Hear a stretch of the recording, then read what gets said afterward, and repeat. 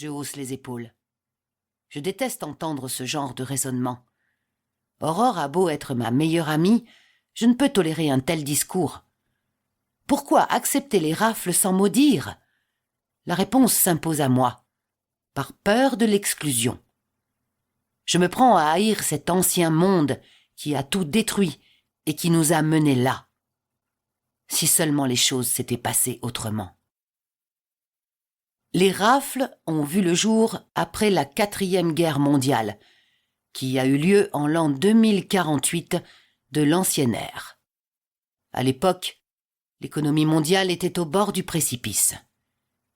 Les différends entre les pays avaient dégénéré et la guerre était devenue inévitable. Elle ne dura que quelques semaines, mais fut dévastatrice. Les armes nucléaires ravagèrent la planète et firent des milliards de morts. Quand il n'y eut plus personne pour combattre et plus d'économie à redresser, la guerre cessa, laissant derrière elle d'énormes cicatrices. Les survivants du monde entier s'unirent pour former le nouvel ordre mondial, le NOM. Ils se regroupèrent sous des coupoles les protégeant de la pollution extérieure. Afin de marquer la rupture avec l'ancien monde, nos dirigeants décidèrent de repartir de zéro, et donc, l'année qui suivit la fin de la guerre fut considérée comme l'an 1. Nos livres d'histoire appellent la période d'après-guerre le chaos. Le monde manquait cruellement d'adultes, la plupart étant morts au combat. Pour se procurer de la main-d'œuvre et des têtes pensantes, les plus influents mirent en place les rafles. Pendant une dizaine d'années, des adolescents furent enlevés afin de passer des tests pour ensuite être dirigés vers un métier ou une formation. Par la suite, le NOM légalisa les rafles, rendant obligatoires les tests pour tous les adolescents de 16 ans. Le terme de rafle est resté, bien qu'il n'y ait plus d'enlèvement à proprement parler. Les plus qualifiés se rendent dans des instituts pour être formés, deviennent la nouvelle élite ou de nouveaux patrons. Ils sont les grands. Les moins qualifiés, les ouvriers, se voient imposer un métier en fonction de leurs aptitudes et sont envoyés dans la ville correspondant au travail qu'ils vont exercer toute leur vie.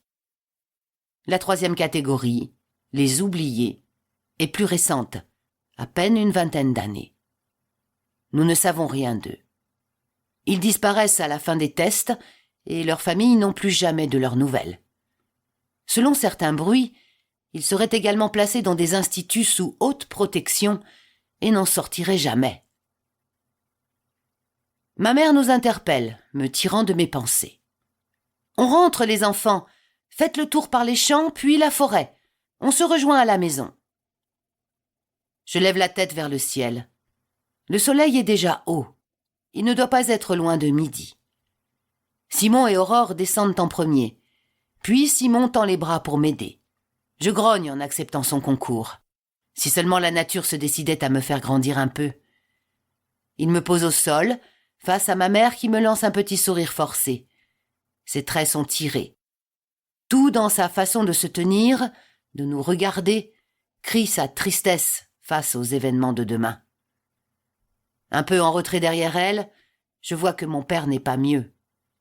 Ils font bonne figure devant ma sœur depuis plusieurs semaines, mais ne se rendent pas compte à quel point ils laissent transparaître leur désarroi le reste du temps.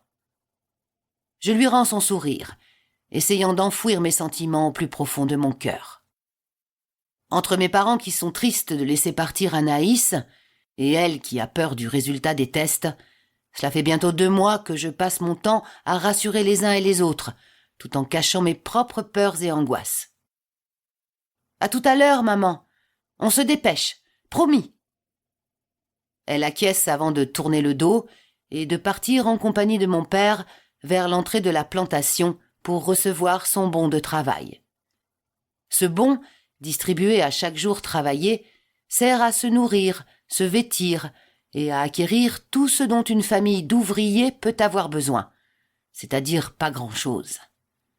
La seule chose que j'aimerais vraiment avoir, c'est une navette pour pouvoir nous déplacer et, pourquoi pas, partir visiter d'autres villes du Nouveau Monde. Mais il faudrait que mes parents économisent, au bas mot, 1 an de bons de travail.